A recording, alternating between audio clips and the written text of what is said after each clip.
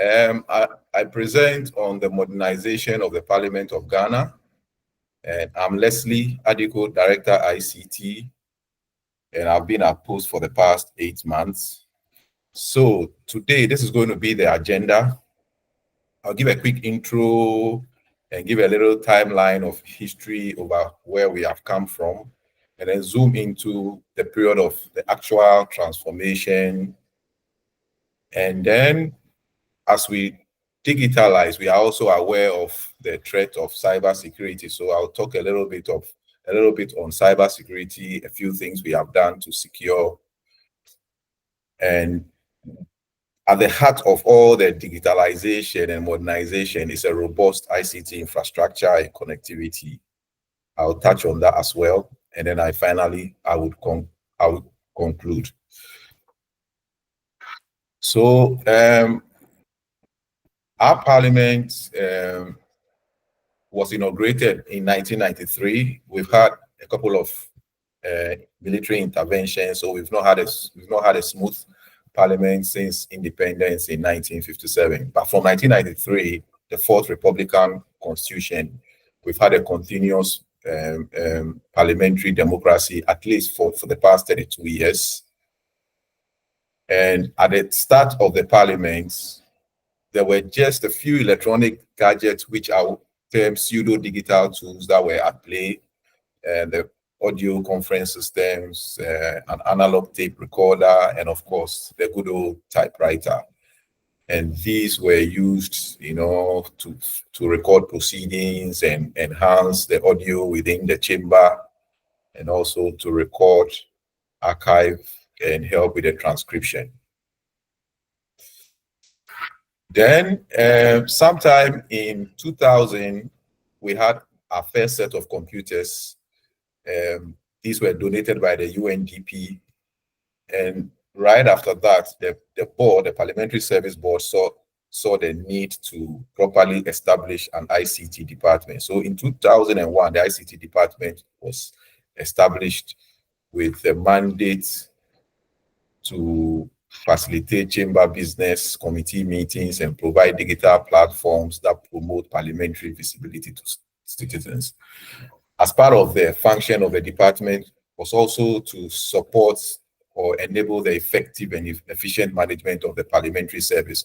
So there's a distinction between the parliamentary service and parliament. The parliamentary service are that they comprise of the various departments that provide support service, the administrative part, which is non-political and neutral, that provides services to members of parliament.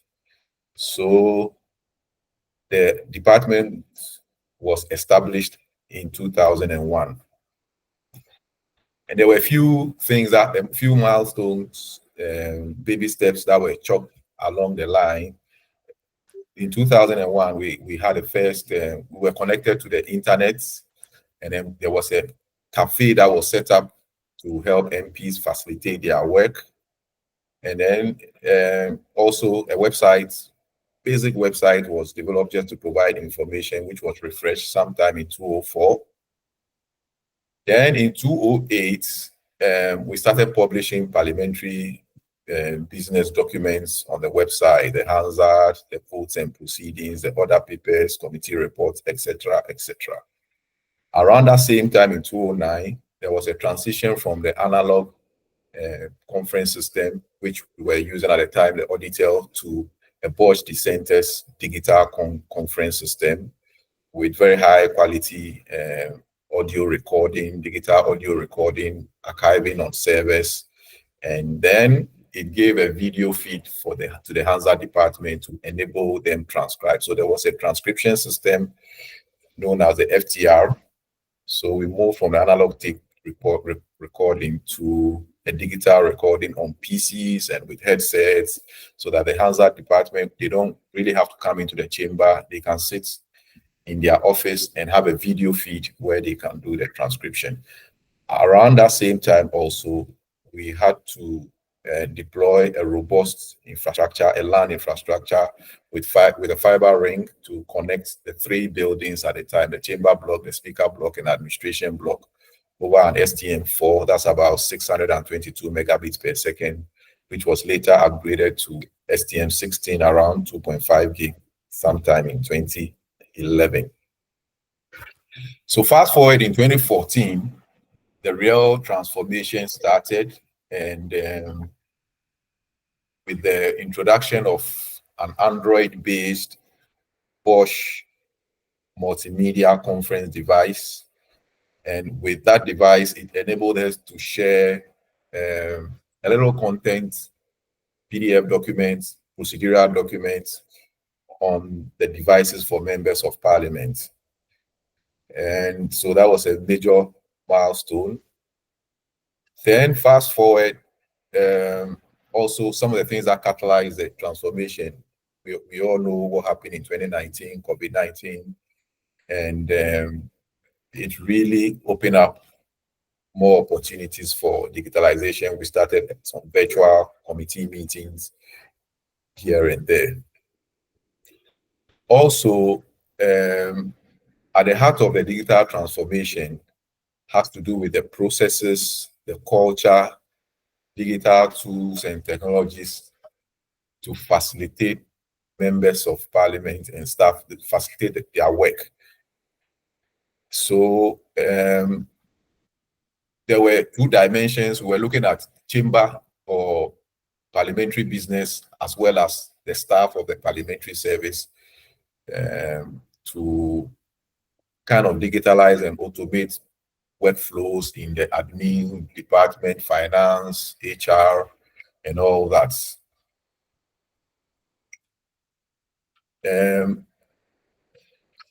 In terms of strategy, the digital strategy was aligned to the corporate strategy of the Parliament of Ghana. In particular, we focused on three main goals, which involved strengthening representational role and public involvement in the work of Parliament.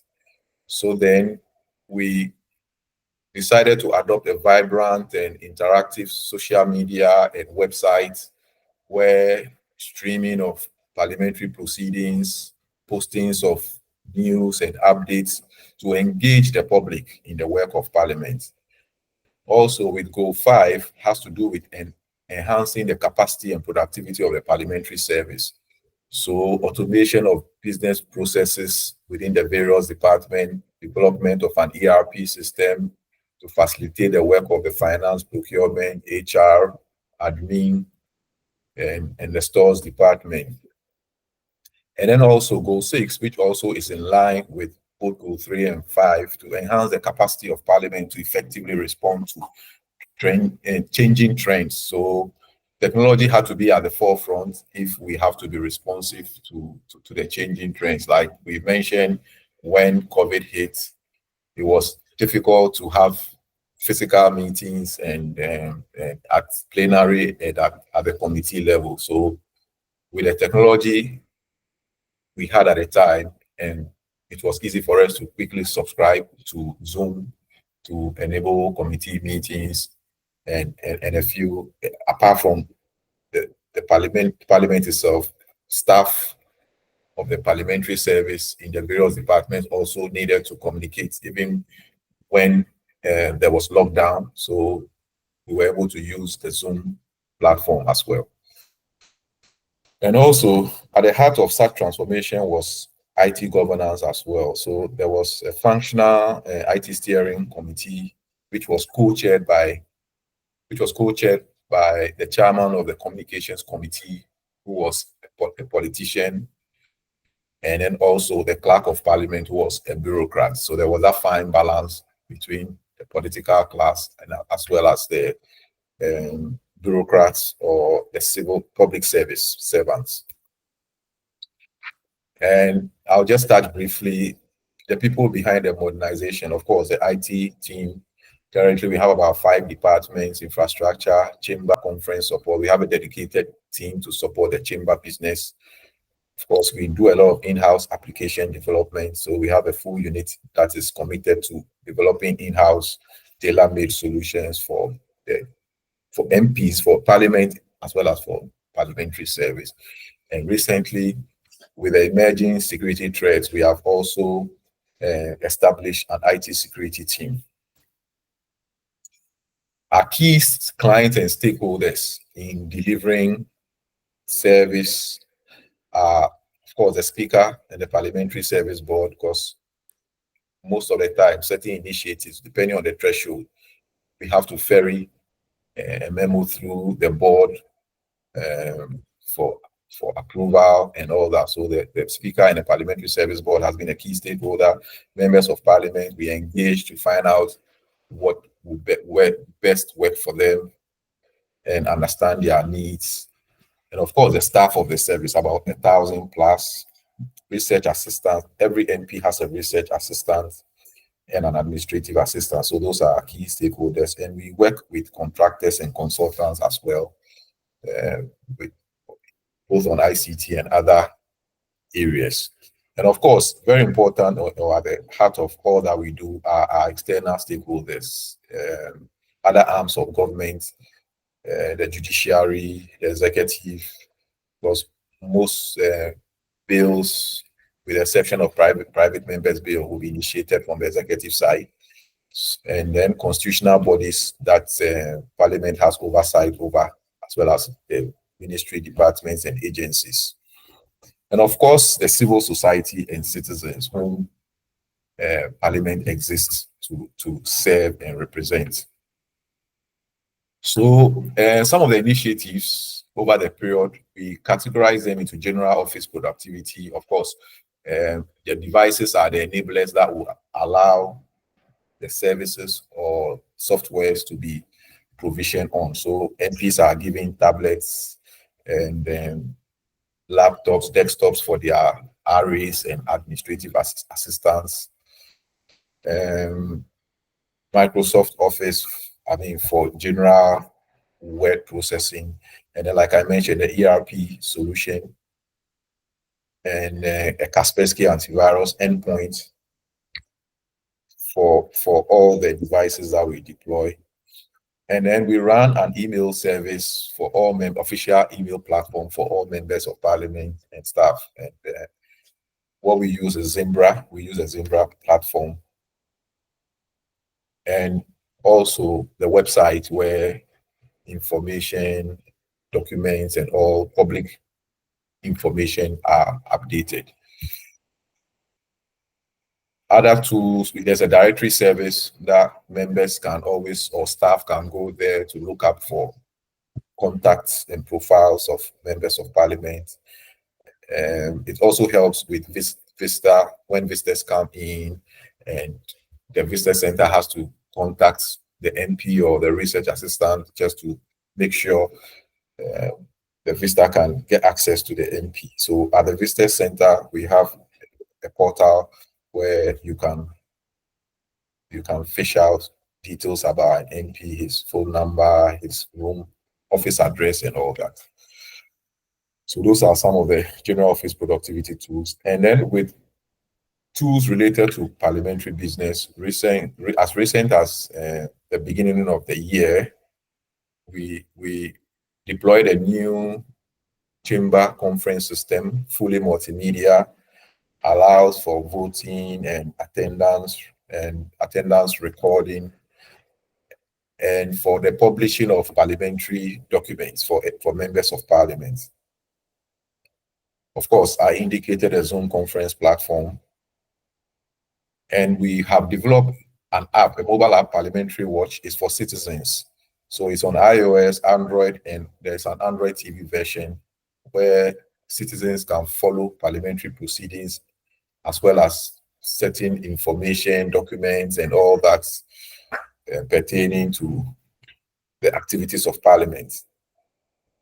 Also, every 4 years, we have general elections for the election of president and then a member of Parliament. After the election, we receive the writ of elections, and then we have a portal that allows members to do online registration before they are inaugurated. So it gives HR the opportunity to capture all relevant details, profile of the MPs, their pictures, their educational background, their bank details, and everything before they report to Parliament for the inauguration.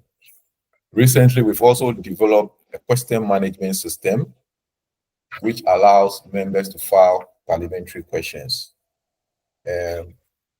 We have completed a phase 1, so we are using an agile approach with incremental features as and when a feature is ready, we deploy and then members can start using. Currently, the table office receives the questions and then puts it into the system. And the system checks for whether the question has been asked previously within the same parliament using semantics. And then it goes through the flow to the speaker approves. If it is to a ministry or department or agency, an email is generated and sent to them once it's scheduled.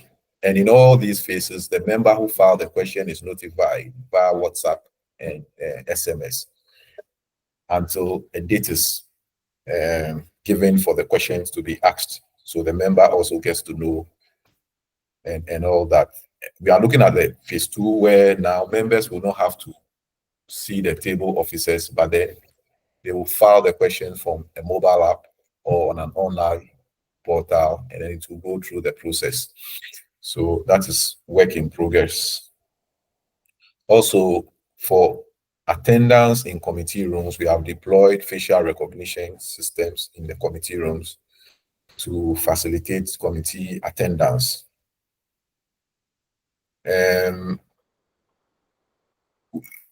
Statements of members of parliament are also linked to their profiles on the website. So, for instance, if you clicked on the website, if there's a member of parliament, Honorable Frank Anodompre, so you see all the committee he belongs to, and then contributions he has made. This was deployed in the current parliament. The current parliament, the 9th parliament, was inaugurated in January. So since January till date, all statements that this MP has made can be found under his profile. And you can also go on to see a text version of whatever statement was made. And the MPs, I must admit, the MPs are very happy about this new feature. And every now and then, you know, if anytime they make a statement, they want to follow up and make sure their statements are attached or linked to their profile. Also, there's an online application for group visits. We have a lot of students or schools and institutions visiting Parliament. So for group visits on the website, you can apply, and then the department responsible for processing such visits will quickly get the application and then respond accordingly and schedule a date for the visit ahead of time. We are developing a Chamber Connect portal for MPs. It's going to be a one-stop portal that will have all procedural documents uploaded and indexed from sessions, meetings, to enable members access all documents. And immediately the documents are uploaded, they will get a trigger on an app which is also being developed to unify all platforms for members of parliament. So all platforms that they have to go on the web, we are trying to link them onto a mobile app so that when they will get push notifications when a meeting is starting, when the sitting has commenced, and all those things. And when documents are uploaded, committee reports, they will get such notifications. So that is currently ongoing. And like as I indicated, behind all these initiatives is a robust infrastructure. We have a data center, tier 3 level data center with a couple of servers, firewalls, and we have an enterprise. Recently, we have developed, that was last year, we developed a Cisco enterprise wireless system with the latest Wi-Fi 6E, very robust, which allows members to connect with their tablets and phones to access information. In terms of internet connectivity, we have two service providers, two STM1 and then one STM1, about 150 megabits per second, and then 300 megabits per second. And it's been configured in an active mode so that traffic is passed across both links, and anytime we have an outage on one, we still have some capacity to serve members and then staff of the service. Also, as far as physical security is concerned, we have an access control system where MPs use assigned tags with QR codes also for attendance tracking to access their doors and public spaces within the service. We also have over 400 cameras installed, both interior and within the exterior areas on the precincts of Parliament. The retention period for the camera, the minimum or the guaranteed, is about 30 days. So within which it overrides, but then if there is any incidence of interest, they are archived to enable investigation or whatever. There's a 24/7 situation room or monitoring room that constantly monitors what happens to ensure MPs and staff are safe. So, like I indicated, as we digitalize, we also open ourselves to threats. So there has to be a balancing act, and need to create awareness, because the people or the human aspect is the most vulnerable and unpredictable part when it comes to the factors that triggers cyber threats or cyber attacks. So we usually will post cyber tips on platforms for both MPs and staff, and to make them aware of what to do and what not to do, good cyber hygiene and all that. And then internally, we have adopted cybersecurity and data protection by default principle in the development of our apps and infrastructure. Also,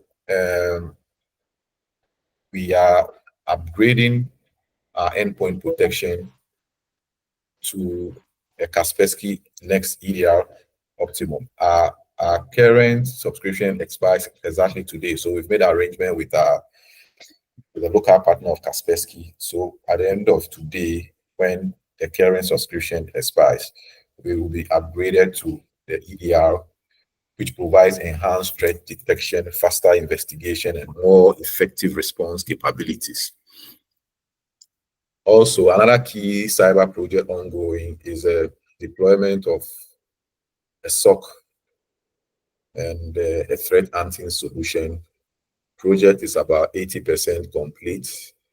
The collectors are active. We've started analyzing and understanding the terrain to fine-tune the rules for the collection. So by mid of August, we should be fully functional, the fully operational security operations center for the institution to improve our cybersecurity posture. So a lot has happened, but I would not say we are there yet. There are still a few things. Like I mentioned, the ongoing projects, we need to wrap up the SOC project, the Chamber Connect, and the parliamentary question, the next phase, which is to enable members to directly ask their questions on their mobile app and all that. And also the parliamentary question platform is to be expanded to include motion statements, bill tracking, session management, petitions. The plan is to, in an agile fashion, within the next year, have a full-blown e-parliament system to manage the parliamentary business process end-to-end. I must say that there was an earlier attempt to deploy an e-parliament solution from a vendor, but it wasn't successful. It was a World Bank sponsored project. It took too long. The project was awarded sometime in 2012. That was long before I joined. And I joined in 2020. And the project that was contract awarded 2012, but the actual work started sometime in 2016. And it took a long while. By the time we were getting close to full operation, a lot of the systems were getting obsolete. And the process flow, the standing orders had also changed. And so there had to be some more rework. And it meant that we need to re-engage. We needed to re-engage the vendor, and it will come with additional costs. So the position that we took was that we would do an in-house agile deployment in an iterative incremental approach. So currently, that is what we are doing. Also, Parliamentary Watch is an app that has been you've been using it for a while. The citizens used to have it on their phones, and they are able to get access to parliamentary information and stream live sittings. We are trying to upgrade it to a point where it's going to be a one-stop app, a mobile app for MPs, staff, and then the citizens as well. So once you log in as an MP, you get certain privileges to access certain information. When you log in as a staff, you can get access to do things that a staff would necessarily be granted to do. And then the normal citizen will use it in the default mode as we use it now in the Parliamentary Watch. So it's going to be a unified platform, and will provide enhanced security features and all that.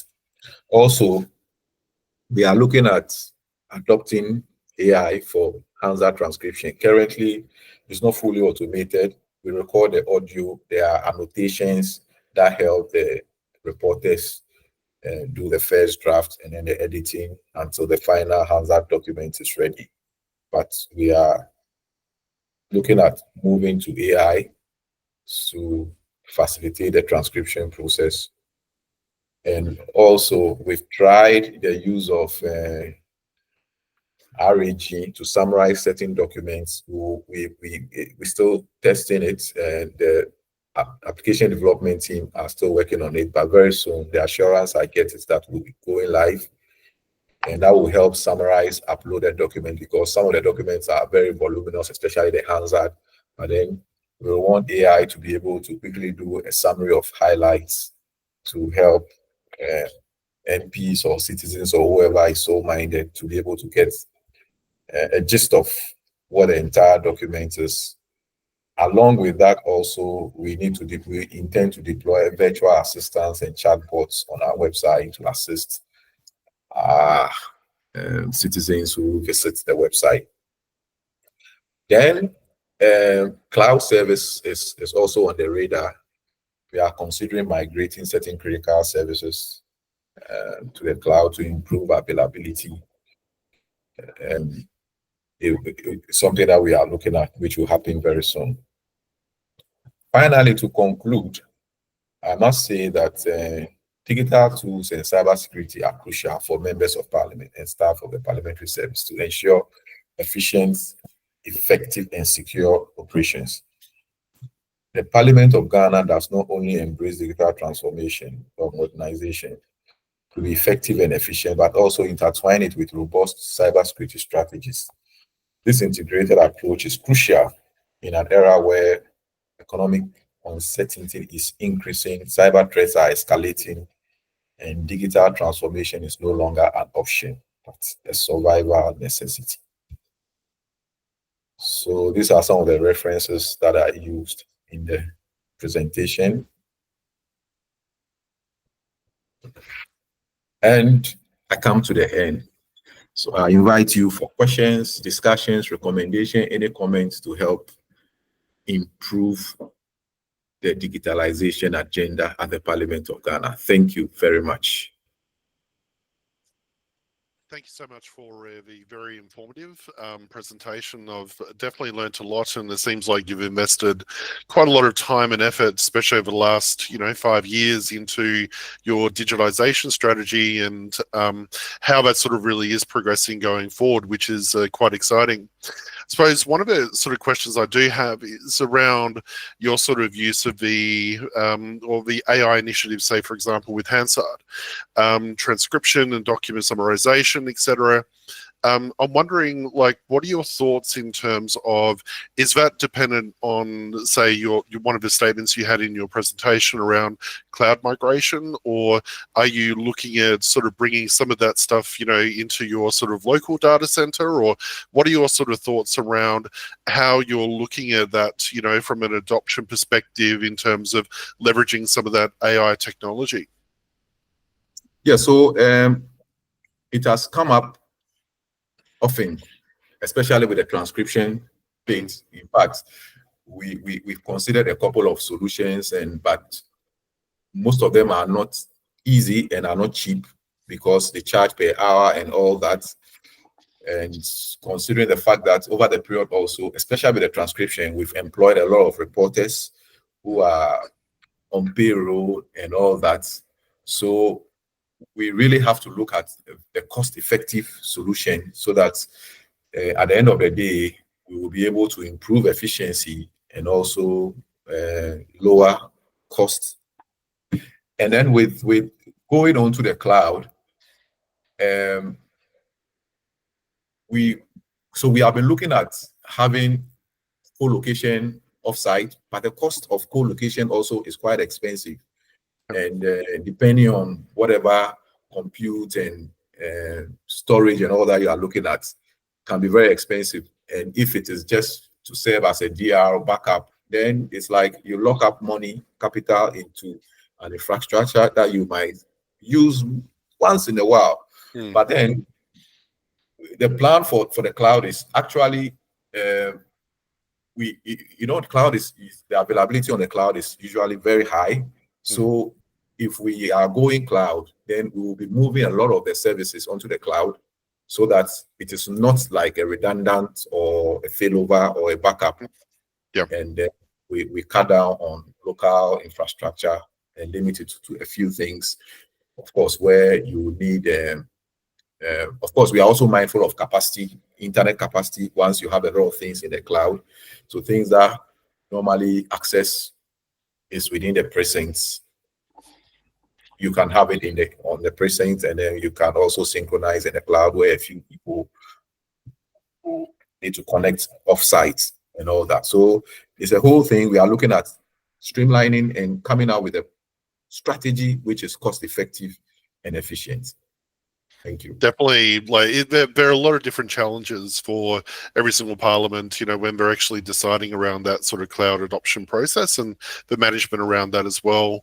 And obviously, coming back down to your sort of point around the bandwidth, and obviously, I've sort of noticed that there are quite a few users within your stakeholders. So you have 276 members, an example, and obviously with Chamber Connect, serving as like a one-stop shop for MPs. Actually, I'm curious to know what sort of adoption and sort of training, sort of processes you sort of plan around that, because, obviously there's a lot of members to train, and especially as you're sort of, moving forward with this sort of one-stop shop process, or even the questions sort of management system as well. What's your sort of process in terms of, or what sort of advice can you actually give us around some of your experiences around the training and, the adoption process, from your existing solutions which you've deployed? Yeah, so what we normally do is to have champions among the MPs. Fortunately, for every parliament, you have a few of them who are IT savvy, who will be coming to you asking for staff because of their background and all that. And in fact, it was as a result of that in the steering committee, one of the MPs, aside the chairman for the communication committee, one of the key members was a friend of the ICT department and very enthusiastic about IT stuff. So normally we identify such champions, get them involved, and then we organize trainings, once we have trained them, they can also lead and get their colleagues on board. They check on them. And by and large, we might not be able to get all of them on board, but then we get substantial and number of them on board. And really, one of the key things which has also been a setback is, in as much as we are trying to go paperless, which we are getting there, but with the current system we have where all documents are uploaded, a few of the MPs have always requested for physical copies. So what normally happens is, out of 276 MPs, normally the publishing department will print about 50 copies on standby, just in case. But we are looking at a situation where we'll get to a point where leadership would insist that there's not going to be any hard copy. And when we get to that point, definitely the motivation to get hooked onto the Chamber Connect and all the document management systems that we are looking at, I mean, there'll be no other option but to get everybody on board. But it's a gradual process, and we hope we'll get there sooner than later. Thank you. No, it's very exciting, actually. And I think I've just got one more question as well, obviously, and sort of I was sort of curious around, obviously, the breadth of what you're trying to deploy, and obviously your new initiatives coming up, etc. You know, and when you're looking at sort of launching all of these sort of things simultaneously, like, what are your thoughts in terms of, or, you know, prioritization of those sort of implementations, to really, I think, avoid overwhelming, you know, from a change management perspective, obviously the MPs and parliamentary staff, and, you know, trying to manage that expectation. And I always know, talking with lots of different parliaments, you know, managing expectations is really difficult, because as soon as they see something new, they want more, and they, you know, want to continue on, and so, well, why can't we have this tomorrow, as example. So what are some of your strategies in terms of the prioritization of your initiatives, and how best to sort of go about that?